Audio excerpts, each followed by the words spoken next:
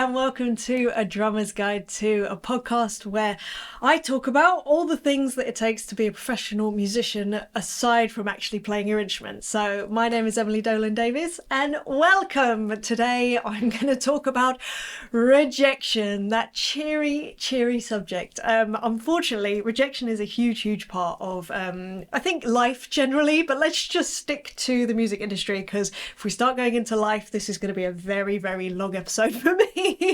So, rejection, it's a nightmare, and as I say, we all go through it. It's part and parcel of being a musician, especially if you want to be professional, and I just wanted to run you through what I do when I get rejected, because it happens to me. It's happened to me. It will continue to happen to me. It's life. So yeah, first of all, I wanted to give you some examples of when I felt rejected. And again, rejection's a funny thing because it's kind of there's an element of subjectiveness to it, and I think that you can really frame stuff in a way that actually is beneficial to you if you know how. And yeah, like I said, I'll share the kind of ways that I managed to trick my brain into thinking that actually it's a good thing that I've been rejected, and hopefully that'll help you too.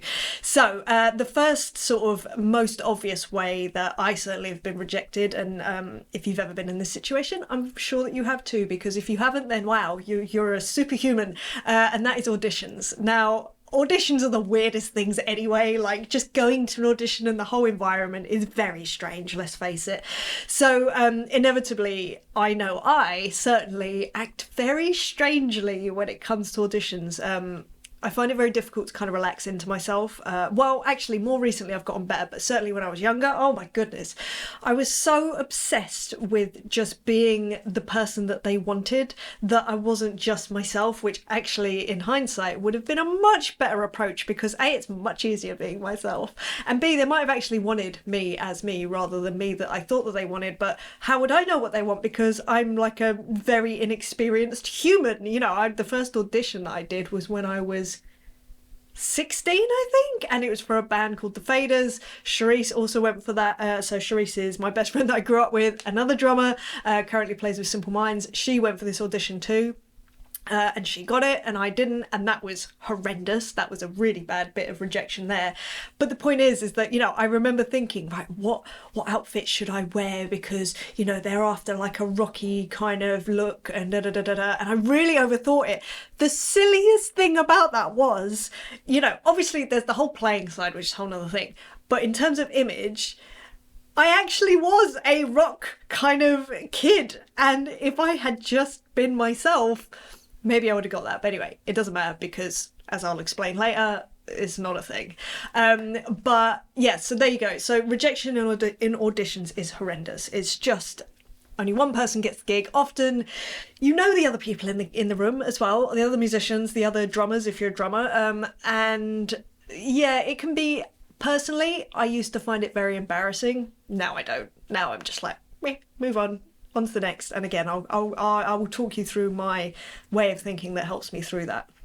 So another type of rejection that I certainly have had, and again, weirdly, this actually links into the Faders thing, which is weird. I didn't think about that before I started recording this, was for a few years, I worked with Brian Ferry.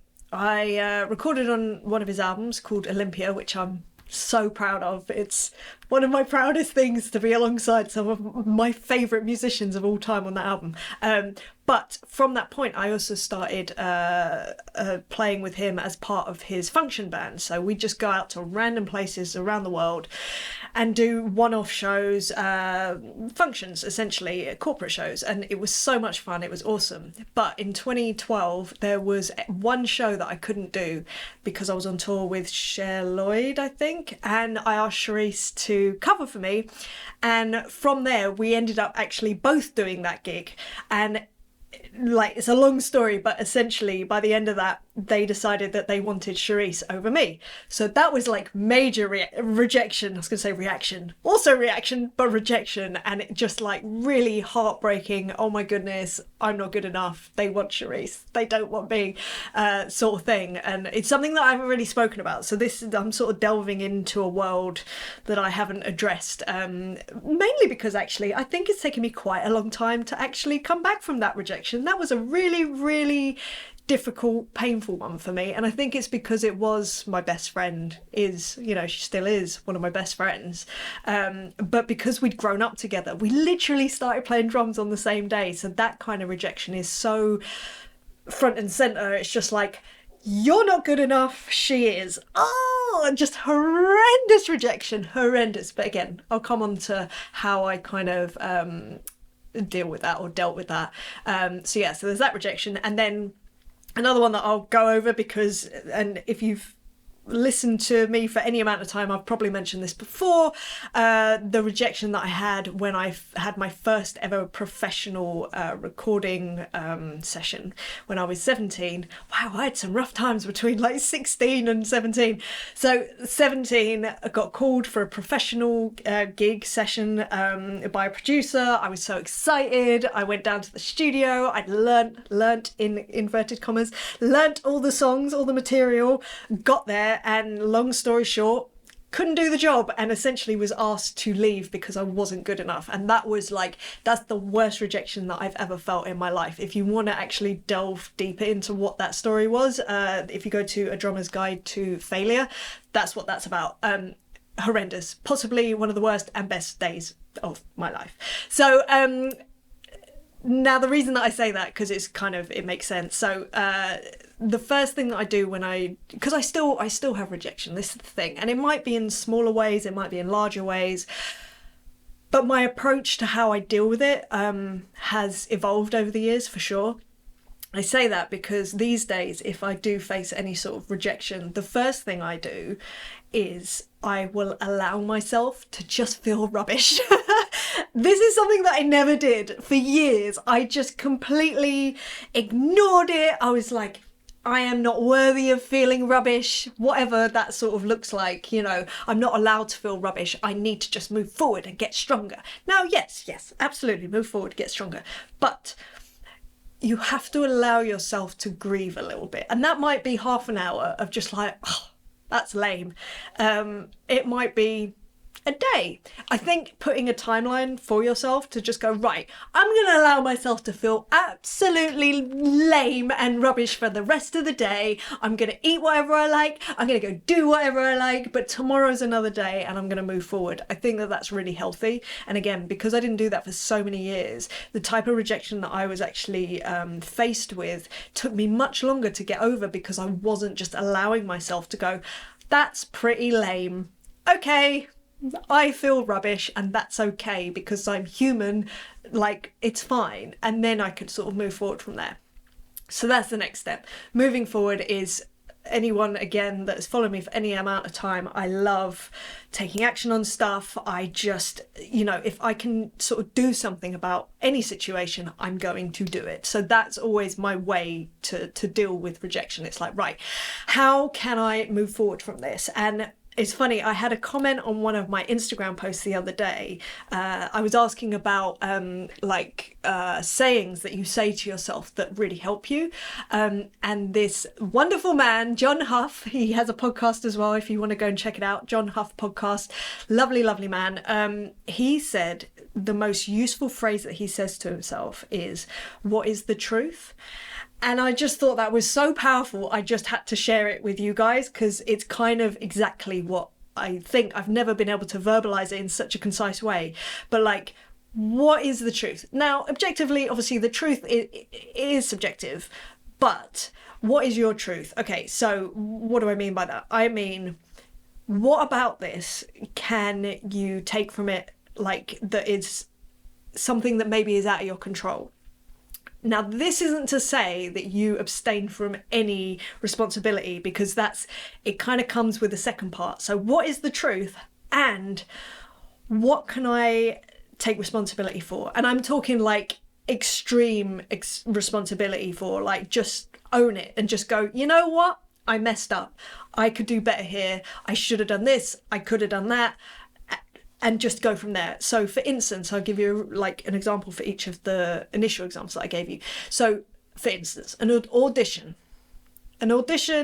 you may have not got the job, and I've been guilty of this because I didn't know the material well enough. Only once that has happened, I will never forget it. I I'm still annoyed at myself about that. I'm still annoyed at myself about that, but it's okay. It's never happened since, can I tell you? Absolutely not. But yeah, so I knew from that audition, that one particular audition, I knew that I didn't know the material well enough, and that is fair enough. Like, I can take that and I can move forward and I can go, right, next time I am going to know this material inside and out. And as I say, I have. It's kind of an obsession. To my detriment sometimes, but it's fine. It means I always do a good job, I think, I hope. But the other, so that's the truth. That's what the, sorry, no, that's not what the truth is. That's me taking accountability for what happened. Like, all right, now what is the truth? There's another side to this. There's elements that you can't control. For instance, let's not take that one where I didn't know the material that well, but let's take another audition that I didn't get, of which there are many. I don't know what they were looking for. And that might have been a look thing. That might have been a sort of genre or style of playing thing. Now, these are things that obviously you can work on to a degree. It might have been a personality thing. There might be, and like I say, you can sort of work on these things to a degree. However, I don't feel personally that's a great use of my time. I'd rather be leaning into who I am more, so that when an audition comes up that is really suited for me, playing wise, personality wise, all that sort of stuff, it's just undeniable, like, oh, cool, you're our kind of people, let's go.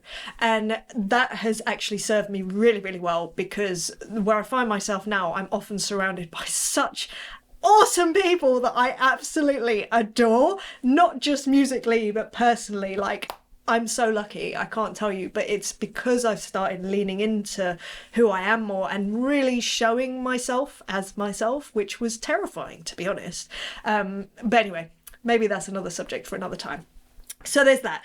So that was kind of the balance between taking accountability for what happened and also just going, but there are things out of my control, and that's fine. It's the same with the Brian Ferry situation. You know, what did I do wrong? Well, honestly, I don't really know, but it might have been just more things that were out of my control. For instance, like maybe they preferred Cherise's performance or personality, and that's totally fine.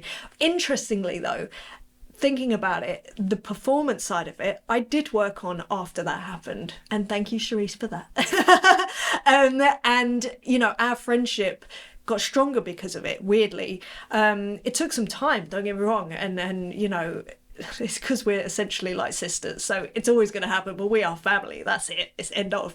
But the point is that there were certain aspects of that were out of my control. It was just whatever Brian was after, and that's fine.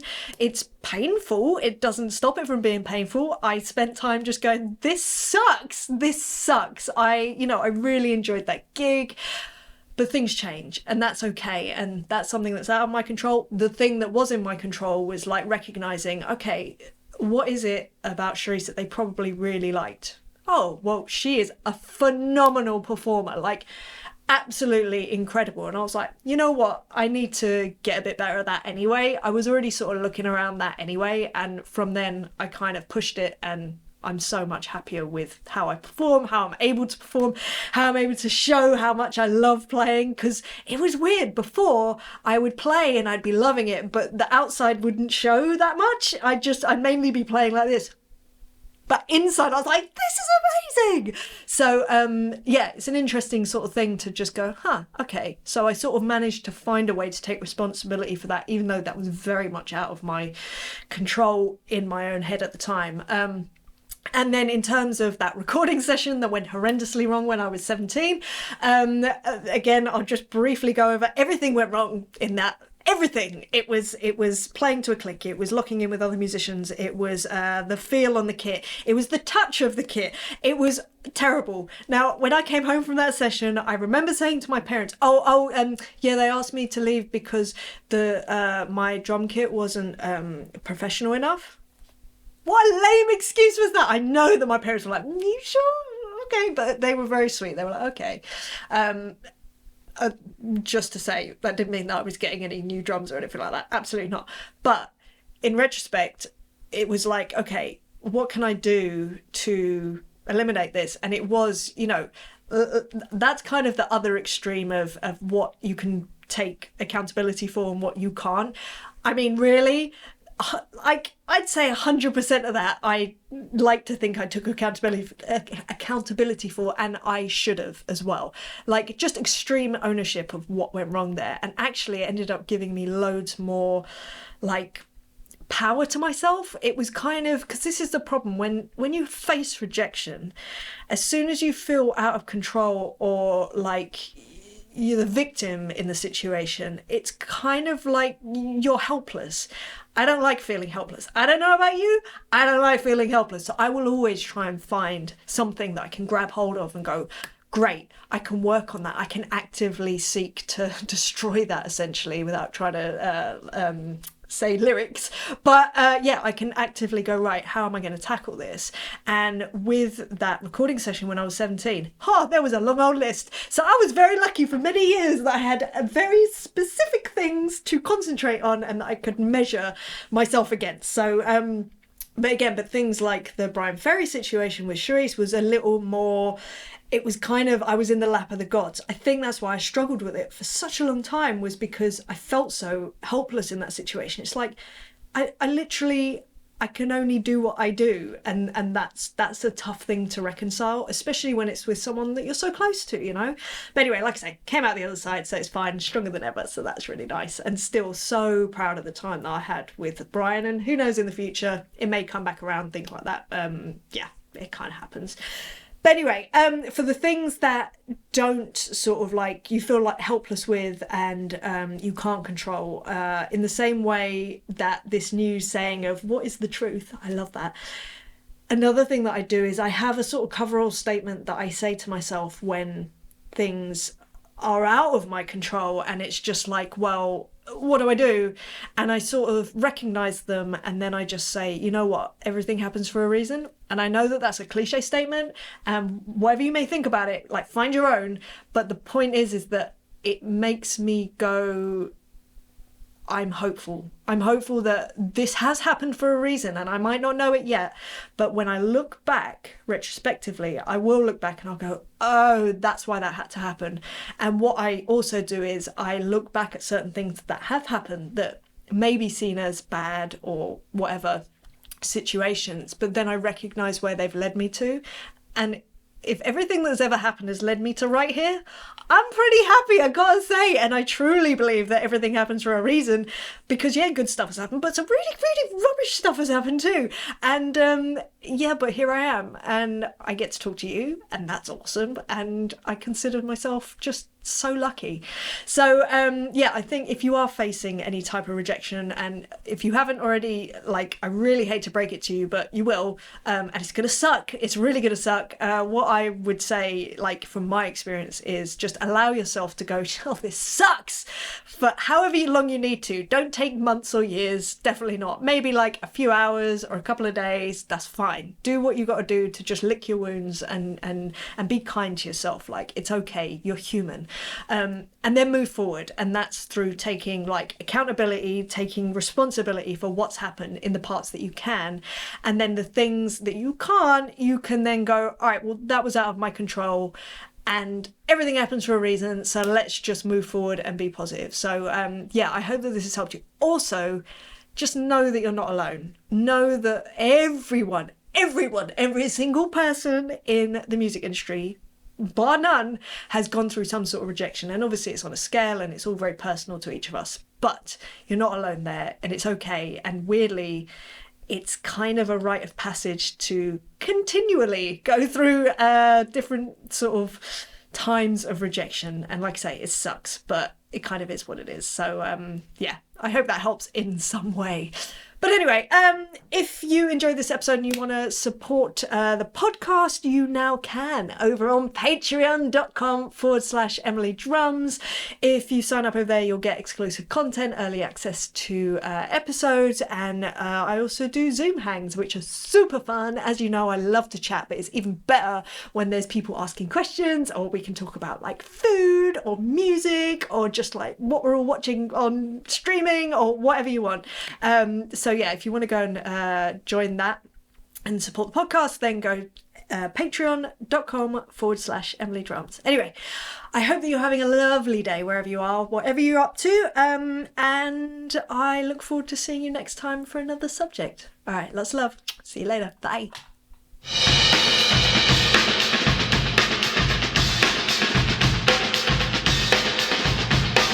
It's